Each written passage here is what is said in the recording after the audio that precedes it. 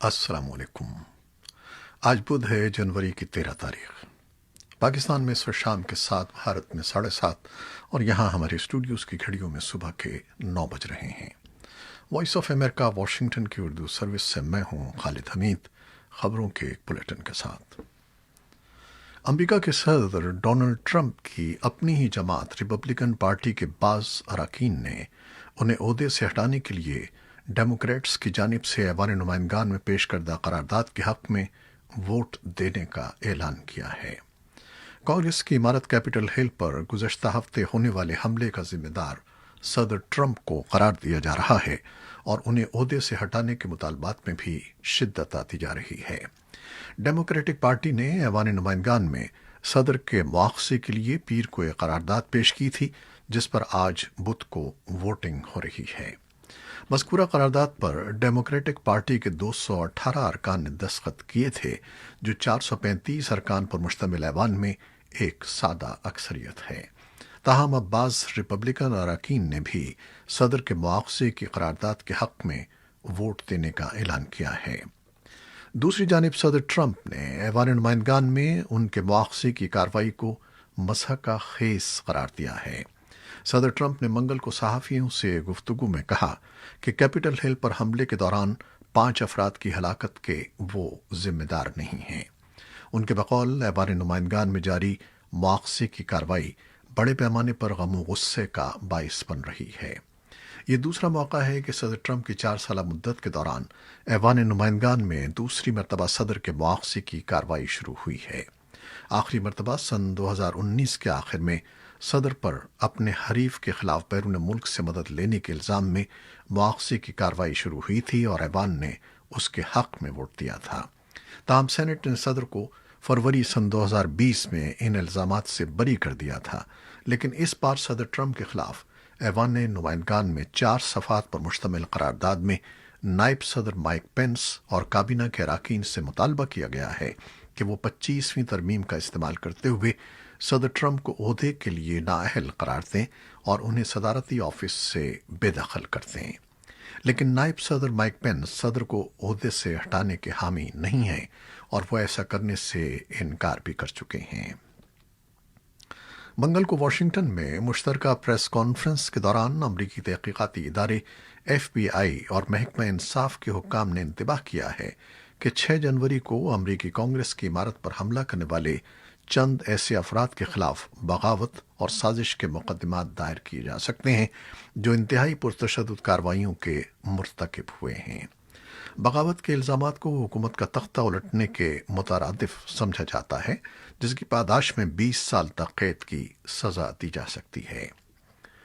नौमुंतखब अमरीकी सदर की 20 जनवरी को हलफ बर्दारी की तकरीब के दौरान दोबारा हंगामा आराई के खदशात के पेश नज़र अमरीकी फ़ौजी क़यादत ने फ़ौजी एहलकारों और सर्विस मेंबर्स को तहरीरी मेमो जारी किया है।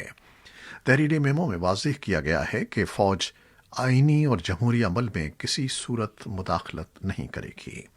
फ़ौजी क़यादत का कहना है कि 6 जनवरी को कैपिटल हिल में जो कुछ हुआ वो गैर जमहूरी और मुजरिमाना फ़ेल था। आज़ादी इज़हार किसी को तशद्दुद की इजाज़त नहीं देता। अमरीकी फ़ौज के सर्विस मेंबर्स को भिजवाए गए इस मेमो में अमरीकी मुसल्लह फ़ौज के तमाम सरबराहान के दस्तखत मौजूद हैं। मेमो में कहा गया है कि जो बाइडन नौमुंतखब अमरीकी सदर हैं और वो 20 जनवरी को सदारत का हलफ उठा रहे हैं। अफगानिस्तान में अमरीकी सिफारतखाने के आला एहलकार रॉस विल्सन का कहना है कि वो और अफगानिस्तान में क़याम अमन से मुतल्लिक़ा अमरीका के खुसूसी मुसालहतकार ज़ल्म खलीलज़ाद अफगानिस्तान में अबूरी हुकूमत के क़याम की हिमायत नहीं करते।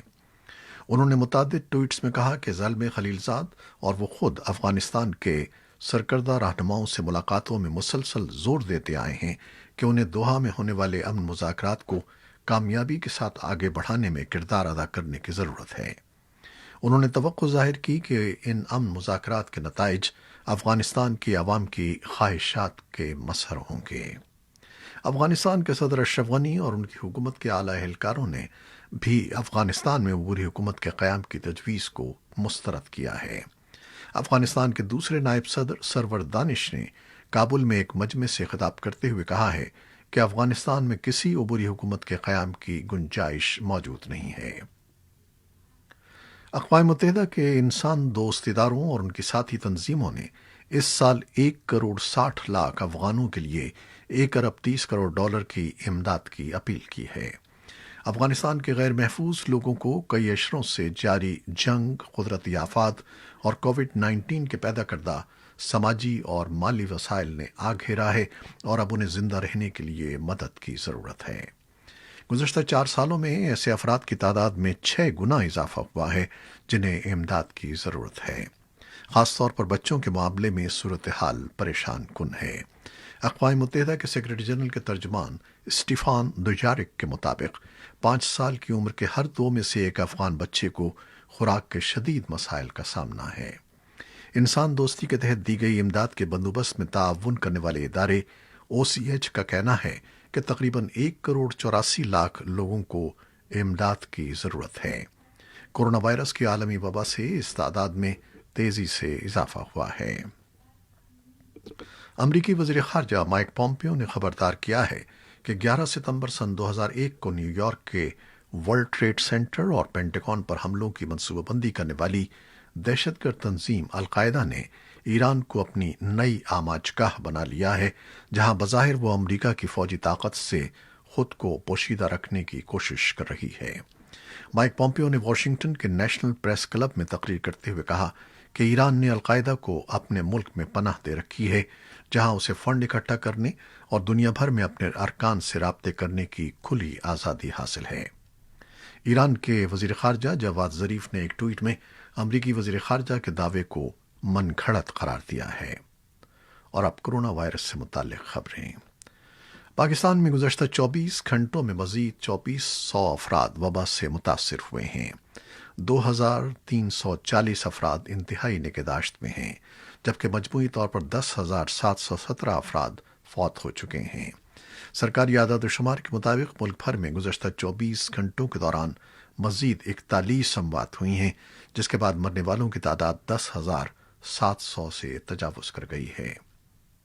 بھارت میں 16 جنوری سے کووڈ-19 کے ٹیکے لگانے یا ویکسین لگانے کے پروگرام کا آغاز ہو رہا ہے۔ حکومت پہلے ہی 2 ویکسین کے ہنگامی اور محدود استعمال کی اجازت دے چکی ہے۔ پہلی آکسفورڈ کی کووی شیلڈ ہے، جسے پونے میں واقع سیرم انسٹی ٹیوٹ آف انڈیا نے تیار کیا ہے، جبکہ دوسری کو ویکسین ہے جسے حیدرآباد میں واقع بھارتی بائیو ٹیک نے تیار کیا ہے۔ کو ویکسین مکمل طور پر دیسی یا ہندوستانی ہے۔ مذکورہ دونوں کمپنیوں نے ملک کے مختلف ریاستوں میں ویکسین بھیجنی شروع کر دی ہے۔ چین نے کورونا وائرس کے پھیلاؤ کے باعث لاک ڈاؤن کو مزید وسعت دی ہے اور مزید شہروں میں لوگوں کو گھروں میں رہنے کی ہدایت کی ہے۔ خبر رساں ادارے ایسوسی ایٹڈ پریس کے مطابق حکام نے دارالحکومت بیجنگ کے قریب واقع شہر گوان کے رہنے والوں کے لیے احکامات جاری کیے ہیں کہ وہ 1 ہفتے تک گھروں میں رہیں۔ امریکہ کی جان ہاپکنز یونیورسٹی کے اعداد و شمار کے مطابق چین میں اب تک لگ بھگ 97,000 افراد وبا سے متاثر ہوئے ہیں، جبکہ وبا سے 4,739 اموات ہوئی ہیں۔ ٹرمپ انتظامیہ نے اپنی حکمت عملی تبدیل کرتے ہوئے کورونا وائرس کی دوسری خوراک کے طور پر روکی گئی ویکسین بھی ریلیز کر دی ہے، تاکہ 65 سال سے زیادہ عمر کے افراد یا ایسے لوگ جنہیں پہلے سے بیماریاں ہوں انہیں ویکسین دی جا سکے۔ اس اقدام سے ویکسین حاصل کرنے والے افراد کی تعداد میں خاصا اضافہ ہوگا، تاہم اس سے ویکسین مختلف ریاستوں اور شہروں میں پہنچانے کے عمل میں رکاوٹ آئے گی۔ عالمی ادارہ صحت WHO کی سرپرستی میں کام کرنے والے ادارے کوویکس نے کہا ہے کہ اس نے غریب ملکوں کو کورونا وائرس سے بچاؤ کی ویکسین فراہم کرنے کے لیے $6 ارب کا فنڈ اکٹھا کر لیا ہے اور ویکسین کی 2 ارب خوراکوں کا آرڈر بھی دے دیا ہے۔ ادارے کا کہنا ہے کہ وہ ویکسین کی مزید 1 ارب خوراکیں حاصل کرنے کا ارادہ رکھتا ہے۔ ادارہ یہ ویکسینز غریب اور کم آمدنی کے ممالک میں صحت عامہ کے کارکنوں کو فراہم کرے گا تاکہ وہ عالمی وبا سے محفوظ رہ کر اپنی ذمہ داریاں نبھا سکیں۔ پاکستان کے حکام نے کہا ہے کہ دسمبر میں ملک کی برآمدات $2 ارب 35 کروڑ رہیں، جو گزشتہ سال کے اسی عرصے کے مقابلے میں 18.3% زیادہ ہیں۔ کورونا وائرس کی عالمی وبا کے باوجود پاکستان کی برآمدات میں اضافے کا رجحان گزشتہ 5 ماہ سے برقرار ہے۔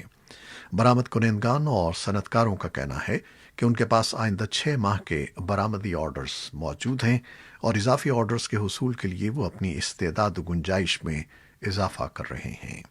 معاشی ماہرین کہتے ہیں کہ برآمدات میں خاطر خواہ اضافہ پاکستان کو مالی مشکلات سے نکلنے میں آسانی پیدا کرے گا۔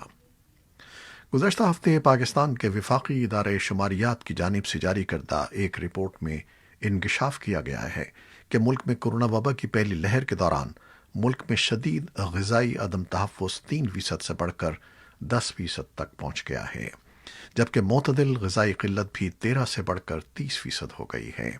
تاہم 60% افراد کو کورونا وبا کے عرصے کے دوران غذائی تحفظ برقرار رہا۔ زرعی ملک ہونے اور اپنی ضرورت سے زائد خوراک پیدا کرنے کے باوجود پاکستان میں غذائی عدم تحفظ ایک اہم مسئلہ بنتا جا رہا ہے۔ ماہرین کا کہنا ہے کہ شدید معاشی صورتحال میں لوگ غذائیت سے بھرپور اشیاء پر کم خرچ کرتے ہیں، جس سے غذائیت کی کمی کا مسئلہ مزید گمبھیر ہوتا جا رہا ہے۔ اس سے نکلنے کے لیے حکومت کے ساتھ مخیر حضرات کو بھی مدد کے لیے آنا ہوگا۔ پاکستان کی عدالتیں انتہا پسند تنظیموں کے خلاف قائم مقدمات کے ان دنوں تیزی سے فیصلے سنا رہی ہیں، جس کے بعد یہ گفتگو زور پکڑتی جا رہی ہے کہ پاکستان انتہا پسند تنظیموں سے جڑے افراد کے خلاف اتنی تیزی سے مقدمات کی سماعت کیسے کرتا جا رہا ہے۔ کیا انہیں انصاف کا پورا حق دیا جاتا ہے؟ مبصرین کے مطابق پاکستان FATF کی گرے لسٹ سے نکلنا چاہتا ہے، اس لیے تیزی سے کارروائی کی جا رہی ہے۔ قانونی ماہرین کے مطابق انسداد دہشت گردی دفعات کسی بھی کیس کی جلد از جلد سماعت کی اجازت دیتے ہیں۔ پاکستان، آذربائیجان اور ترک وزرائے خارجہ آج دوسرے سے فریقی اجلاس میں شرکت کر رہے ہیں، جس میں تینوں ممالک کے درمیان باہمی تعاون کے فروغ اور باہمی تجارت بڑھانے کے حوالے سے بات چیت کریں گے۔ تینوں ممالک کے درمیان سیاسی تعلقات کی تجدید کے ساتھ ساتھ آئل اور گیس، زراعت، ریلوے اور تعلیم کے شعبوں میں شراکت داری پر بات چیت کی جائے گی۔ یہ مذاکرات ایک ایسے وقت پر ہو رہے ہیں جب نکورنو کاراباخ کے تنازع پر پاکستان اور ترکی دونوں نے آذربائیجان کے موقف کی حمایت کی تھی۔ امریکہ میں لگ بھگ 70 برس کے بعد کسی خاتون قیدی کو بدھ کو مہلک انجیکشن لگا کر سزائے موت دے دی گئی۔ خاتون نے سن 2004 میں ریاست میزوری میں ایک حاملہ خاتون کا گلا گھونٹ کر اسے قتل کر دیا تھا۔ 52 سالہ لیزا مونٹگومری کو امریکی وقت کے مطابق منگل اور بدھ کی درمیانی شب ریاست انڈیانا کی جیل میں سزائے موت دی گئی۔ امریکی محکمہ انصاف نے گزشتہ سال جولائی میں وفاقی حکومت کی جانب سے سزائے موت پر 17 برس بعد دوبارہ عمل شروع کرنے کا اعلان کیا تھا۔ لیزا مونٹگومری کی سزائے موت پر عمل درآمد کئی روز سے جاری قانونی جنگ کے بعد ہوا، جب آخری وقت میں سپریم کورٹ نے سزائے موت پر عمل درآمد کی اجازت دے دی۔ امکان ظاہر کیا جا رہا ہے کہ جو بائیڈن وفاقی سطح پر سزائے موت دینے پر دوبارہ پابندی عائد کر دیں گے۔ اور نیٹ فلکس کے شائقین کے لیے ایک اچھی خبر یہ ہے کہ مقبول اسٹریمنگ سروس نے اعلان کیا ہے کہ اب سے ہر ہفتے وہ 1 سے زیادہ نئی فلمز ریلیز کیا کرے گی۔